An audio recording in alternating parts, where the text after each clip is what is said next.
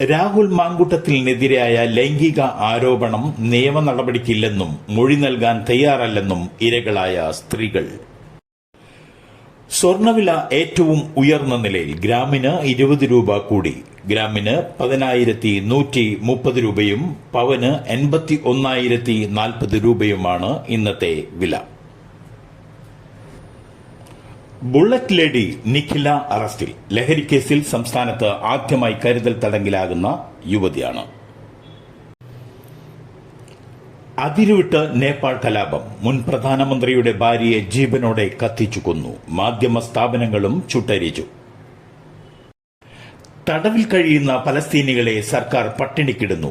3 നേരം മുടങ്ങാതെ ഭക്ഷണം നൽകണമെന്ന് ഇസ്രായേൽ സുപ്രീം കോടതി. കടുവയെ പിടികൂടാനായി സ്ഥാപിച്ച കൂട്ടിൽ വനം വകുപ്പ് ഉദ്യോഗസ്ഥരെ പൂട്ടിയിട്ട് പ്രതിഷേധം. വന്യജീവികളെ പിടികൂടണമെന്ന് ആവർത്തിച്ച് ആവശ്യപ്പെട്ടിട്ടും വനം വകുപ്പ് ഗൌരവമായി എടുത്തില്ലെന്ന് ഇവർ ആരോപിക്കുന്നു. വിവരമറിഞ്ഞ് ഗുണ്ടൽപേട്ട് ACF സുരേഷും ബന്ദിപ്പൂർ ACF നവീൻകുമാറും സ്ഥലത്തെത്തി കർഷകരുമായി ചർച്ച നടത്തി. കുങ്കിയാനകളെ ഉപയോഗിച്ച് കടുവകളെ പിടികൂടാനുള്ള തിരച്ചിൽ ആരംഭിക്കുമെന്ന് ഉദ്യോഗസ്ഥർ അവർക്ക് ഉറപ്പു നൽകി. അതിനുശേഷമാണ് കർഷകർ ഉദ്യോഗസ്ഥരെ മോചിപ്പിച്ചത്.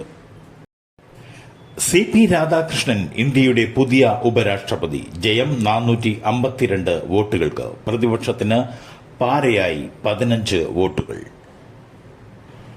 കേരളത്തിന് വീണ്ടും സുരേഷ് ഗോപിയുടെ സമ്മാനം. ആറന്മുള ഉത്രാട്ടാതി ജലമേളയ്ക്ക് 15 ലക്ഷം രൂപയുടെ സഹായം അനുവദിച്ചു.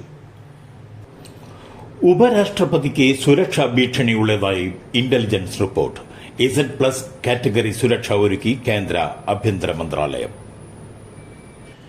നേപ്പാളിന്റെ നിയന്ത്രണം ഏറ്റെടുത്ത് സൈന്യം. രാജ്യവ്യാപകമായി കർഫ്യൂ.